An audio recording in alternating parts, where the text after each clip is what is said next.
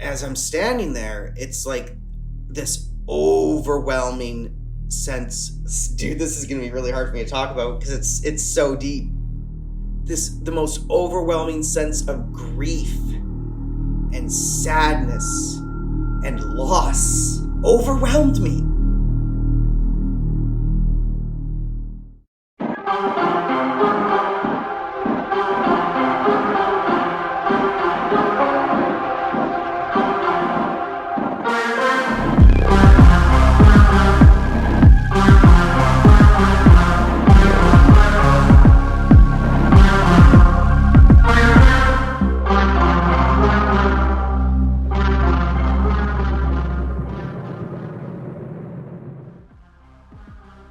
Welcome back once again to Hey, That's Weird podcast, the show where I showcase your weird stories. I'm your host, Luc Frost. Hello friends, we've made it all the way to episode 6. To be honest, I was a little worried I wouldn't be able to get the stories I needed for this podcast when I first started it, but those fears were quickly put to bed as you guys have been fantastic about getting in contact and sharing your weird experiences with me. I usually save this until the end of the episodes, but if you want to share one of your stories with me and feature on your own episode, you can message me on Instagram at HeyThat'sWeirdPodcast, or you can email me at HeyThat'sWeirdPodcast@gmail.com. I used to live in a pretty weird house when I was a kid. Old, terraced, creaky, Victorian, and on the northern streets of England. A couple of things happened in that particular house that I still don't really understand. Like my storyteller today, Tyler, whenever anything weird happens to me, my instant reaction is to try to explain it with logic or science. But that time when I was a kid, I still can't explain to this day. Tyler's story reminded me a lot of my own, which I may share here one day, but I prefer to share your guys' stories, to be honest. I know Tyler purely through social media here in Vancouver. We are yet to meet in real life, but we've played our fair share of video games together in the past. Anyway, it was great to catch up with him and hear his experiences firsthand. So without further ado, Tyler, let's get weird.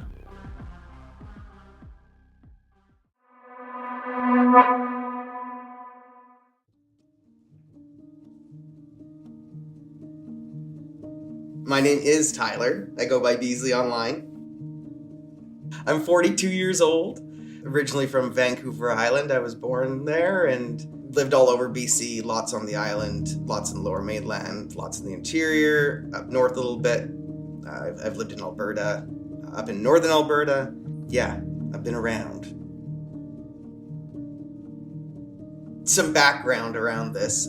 Growing up, I was raised super religious, not like Catholic. I don't know, like my Catholic friends were always like into like ghost stuff and the exorcist and stuff. So to me, that was totally not how I was raised. So we were just raised like nothing, there's nothing, ghosts are real, none of that's real. And even talking about it wasn't good. It was like evil even to talk about like Ouija boards or anything like that. And I was just the biggest skeptic always growing up, like ghosts aren't real, UFOs aren't real, nothing like that. It's all just hooey.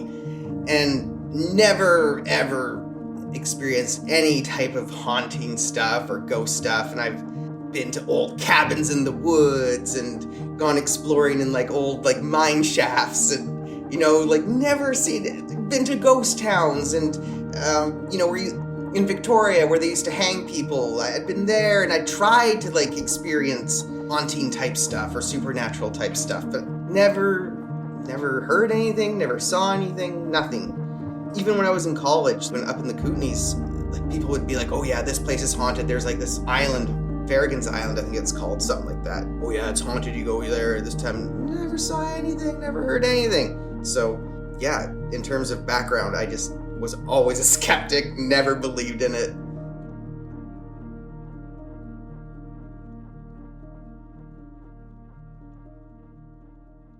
I guess the story more or less starts in fall of 2007 when I moved to Victoria. I moved in with my first friend from nursing school and we lived in a basement suite. Things were chill and then things weren't really chill. So then I only lived with her for like until the spring of 2008. And my other nursing school friend was like, oh, come live with me. I live in this really cool old building. It's really like, it's a historic, it's got all the original wood floors. It's really kooky, whatever. So I went and saw it, and it's super cheap rent. I thought, yeah, this place is cool. So, moved in that spring, 2008, and it was this old building. She was this super chill, nerdy chick I was living with, and we'd watch movies at night and just hang out and go to school together, and everything was chill. Some background on the building. I did some homework on it. It was from, I think, the early 30s. It's all original, the inside, all the original hardwood floors and kitchen, like the slosh sink, that old style where it was kind of built into the kitchen counter. Old bathroom with the one knob for cold, one knob for hot, that kind of stuff. Even had the old cupboard fridge, like an ice box type thing that you'd actually put like a block of ice into. Anyways. Spring of 2009, so a whole year after I'd moved in, my roommate moved out. And my youngest brother, there was a shutdown in the forest industry, and he's just kind of wandering, aimless, didn't know what to do. So I was like, come move in with me, while you're off, hang out. So he basically, as soon as my female roommate moved out, my youngest brother moved in, and things were basically the same, except after about a month or so, I'm sitting there watching TV. And the way the living room was sort of set up, I'm sort of facing the TV, and the hallway to go to the bedrooms is sort of behind me to my left. And I can hear like the creaking and like sort of plodding of footsteps coming down the hall. And I just figure it's my brother and expect to sort of see him out of the corner of my eye coming into the living room. The footsteps, like you would expect to see the person emerge, and no one emerges. And I'm like, and I kind of look like, huh? So I get up and look, no one's down the hall. And I go and look, and my brother's sitting in his bedroom. And I asked him, like, were you just walking around? No. So I sort of just ignored it and thought, like, oh, maybe it's an old building. Like, maybe it was like someone in the hall or something. I didn't really think much of it. Another night, I'm sitting at my computer in my room. And the way my bedroom is, basically, my desk is sort of in the corner, so I could look out the window while I was at my computer. My bed's sort of behind me, and then the door behind on the other side of my bed. Sitting at my computer, I hear footsteps coming down the hall, and my door creaks open. I expect, my brother to walk in, but no one walks in. And at that point, I'm just making every excuse in the book for what I'm experiencing. I'm thinking, my window was open a crack, maybe a breeze or whatever blew it in, and someone's just walking down the hall outside our place at the same time. I just kept on trying to think of excuses, rational, real-life things that could be happening to explain what was going on. I was not the ghost person. I was not the person that experienced ghost stuff. Over time, this just keeps happening. Footsteps down the hall, not just that door, the bathroom door, my brother's door, hearing them creak and stuff and opening, and I just started thinking it's a drafty apartment. I just kept making up excuses, but also at the same time starting to think I'm going crazy, because it's like, okay, is there actually something going on? Is it not just a drafty old building with, people echoing down the halls as they're walking?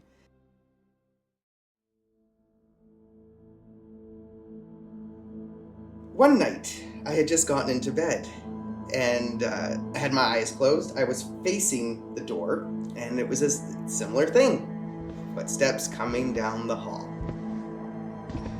And I thought, like, oh, whatever, here we go again. And then the door creaked open. No one's there. I peeked my eye open, but I didn't want to look. I was thinking to myself, just look, nothing's going to be there. Nothing was there, but I just couldn't keep looking. And then the footsteps came into my room this time. And it had never done that. I had never heard the footsteps actually in my room. And the footsteps continued into my room and walked around my bed. And at this point, I'm just like screaming in my head, like, this is not footsteps in the people outside your place. This is not just a drafty building. And as I'm thinking that, I can feel the bed sag beside me. It was so invasive. And then as I'm sitting there with my eyes closed, You know when someone leans in behind you when you don't see them and you can feel them there before you see them or hear them? I could feel that come down close to my ear. And then I could hear breathing! And I just kept like in my head, like just screaming like, what is going on? What is going on? And then just as it started, it stopped. And I opened my eyes and it was just quiet. There's nothing going on, nothing on my bed. Now, this is about, I guess, 4 months into my brother living with me. And at this point, I'd actually started a job at the hospital. And so I'm working like night shifts and stuff. So I actually started being there a lot less. And so it started being less frequent. I sort of didn't think too much of it. And then my brother one day, he's just like, yeah, I got this, opportunity to go back to work, but, I'm going to move out. And it's like, well, but you could still live here and, work. Nah. And so he moves out. And I'm thinking like, do I really want to stay here now by myself after experiencing that stuff? So I did the same thing. I moved out. And I moved to a newer place. Never had any like kooky stuff happen there. And then from there I moved to Calgary. Year later, we're at a family gathering. And we're all sitting around and there's like weird like ghost stories that my dad has from his family. And they were like bringing them up. And then I brought up, sort of just like sheepishly, hey, I kind of experienced something because our family doesn't really talk about it. We don't talk, we joke about other people experiencing that stuff. And everyone's like, what? Kind of like, huh? And so I started, talking about the footsteps and the door and all that stuff. And as I'm talking about it, across from me, my younger brother's eyes are just getting wider and wider looking at me. And I'm thinking like, what? Why is he looking at me? And after I'm finished telling it, he just like, dude! And I'm like, what? He's like, it was happening to you too? And he basically goes off like for 20 minutes, just going off about how as soon as he moved in, it was the same thing. And he just thought it was an old building, footsteps down the hall, his door opening. And I couldn't believe that he had been experiencing the exact same stuff as me at the same time. I haven't really been able to talk to other people about ghost stuff where there's like really two concurrent witness to that kind of stuff.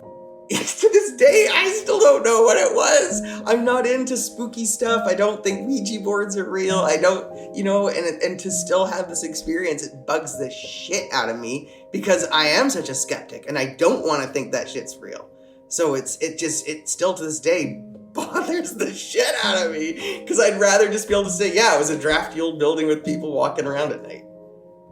I'm a person of science. I'm a nurse. I operate based upon scientific principles of, A plus B equals C and, of logical reasoning things out. And so my natural instinct is to try and reason out what's going on and to figure it out. And it's just, yeah. As a nurse, I've been around a lot of death. I've, been there for a lot of people dying. I've been around a lot of dead bodies and never any creepy stuff. You know what I mean? So that's why it's so out there for me. I thought okay, if I'm going to experience something creepy, it'll be pushing the body bag, down to the morgue. You said about the sitting on the bed. Until that point, I was so ready to just poo-poo it all, right? Yeah, it's just footsteps, it's an old building, whatever. Doors opening, I could, sort of just crack that up to the wind or put it to the side. But when I felt that pressure on the bed, it's tough to ignore.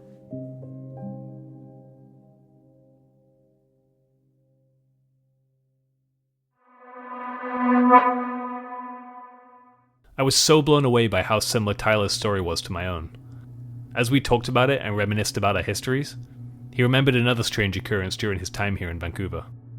Here's what he had to share.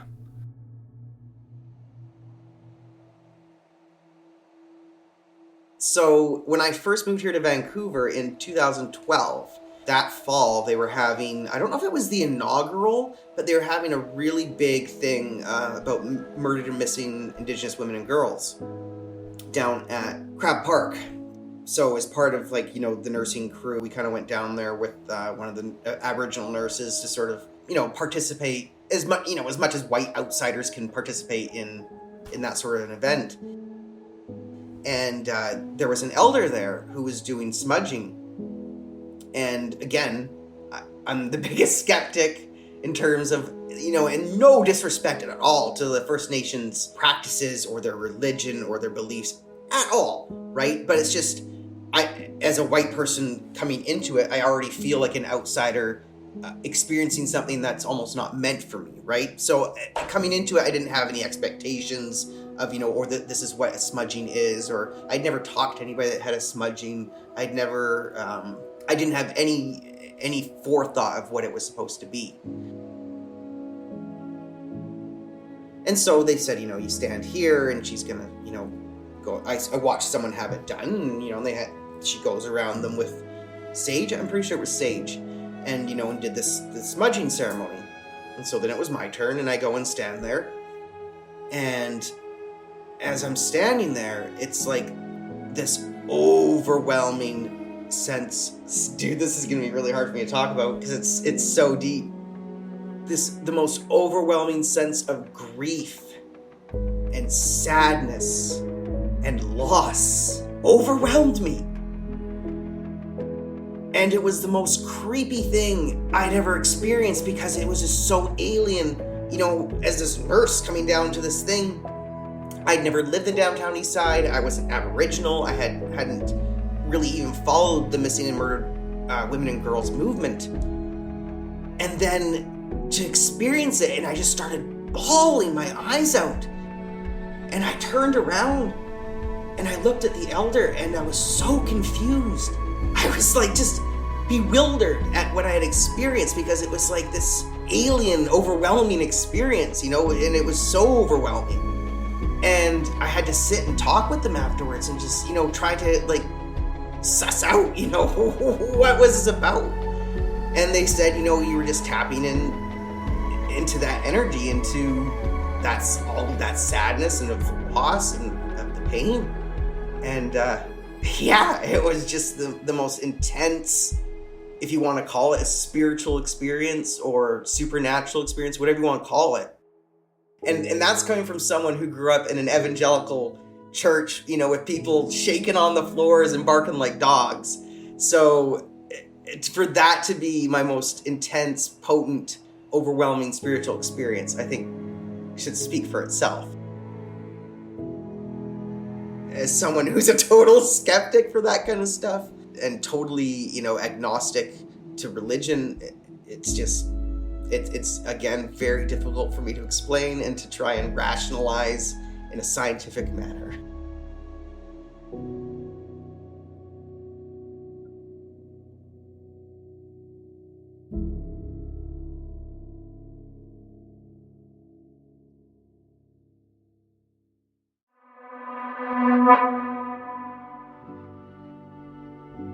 The footsteps, the breathing, the overwhelming feelings of grief. Surely Tyler wasn't still a skeptic after all this time. Here's what he had to say. 1000% skeptic. And I think that just comes down to my training and my career as a nurse. And also just my personality as well. I'm eternally suspicious of everything and everyone. And not in a negative way, but in a curious way. I always want to understand. I always want to be able to explain and appreciate, things for what they are and how they work. For example, when I went to the UK, one of my greatest experiences was going to Manchester and to the Science and Engineering Museum because of all the steam engines and the history of machines and being able to see and understand and appreciate how they work. That to me, because otherwise it's just magic, it's like it is supernatural how that kind of stuff works. So to me, being able to understand things at their core is very fundamental to me being satisfied as a human. I am 1000% still a skeptic, and I think I always will be, but I'm also always open to seeing evidence and to trying to understand something and, never just to poo-poo it, straight off the bat, but at the same time being skeptical. As usual on Hey That's Weird, I offer all guests who come on the show a chance to plug or promote something that's important to them. Here's Tyler's.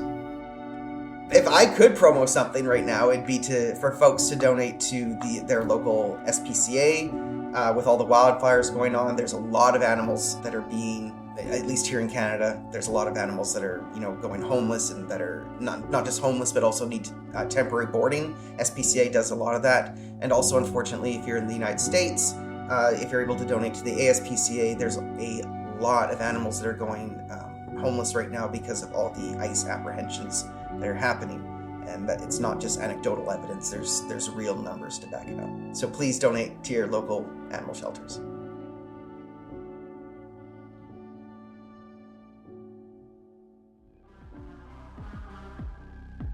A huge thank you to Tyler for sharing his story, and a huge thank you to the people who, over the last couple of weeks, have taken the time to review the show. Chellington Ellsworth and El Sheltini, I see you.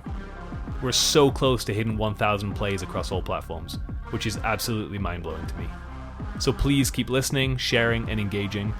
This is a ton of fun, and it's you guys listening and getting involved that makes it so fun. Until next time, stay weird.